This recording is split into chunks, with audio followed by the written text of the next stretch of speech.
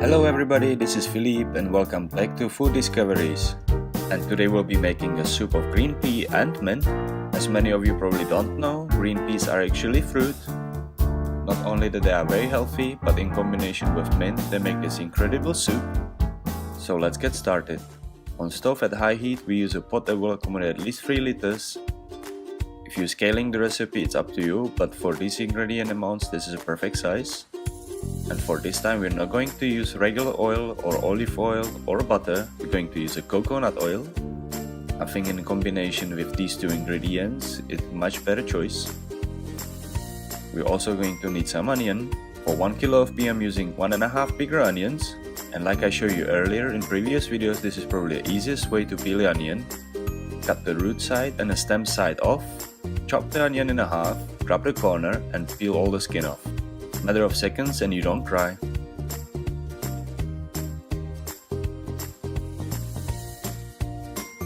And this time we're only going to sweat the onion on a high heat with 3 cloves of garlic.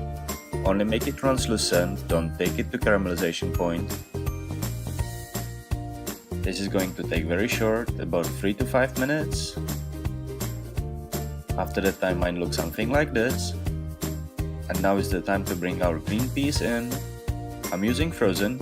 This was exactly a kilo of green peas, and normally I like to keep about 1/5 of the green peas on the side to bring to the soup after all the cooking is done.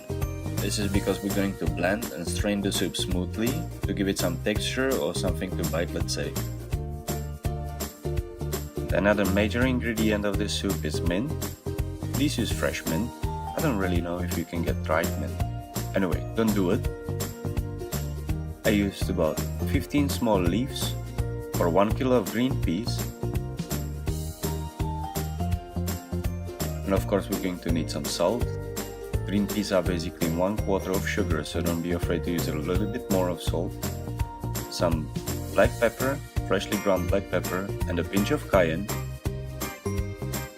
1 liter of chicken broth or stock. You can use vegetable stock, but I like chicken. Bring it up to the boil under high heat and leave it cook for at least 20 minutes with the chicken broth. And in about those 20 minutes, 25 minutes might look something like this. Because we need to blend this and might look very dry, so added another liter of water. Stir it well, bring it up to the boil and cook for another half an hour. Cover up and medium heat will be more than enough. In half an hour, what I did, I transferred mine to stainless steel pot because I have a stainless steel blender. Didn't want to scratch that anti-stick surface from the other pot.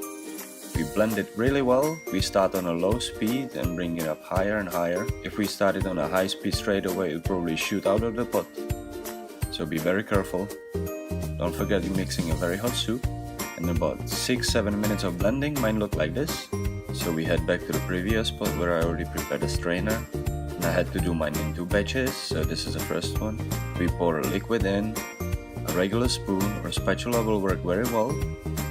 Just keep mixing it and pressing through the little holes in the strainer. We get all the good stuff through. Only the skin from those green peas will stay in the strainer. When we're done, it looks something like this. We discard the rest. Going to mix it well because it's uneven at the moment. Take it back to the boiling point. Can make this soup a little bit better by using freshly ground nutmeg, just a little bit. That's not meant to be dominant.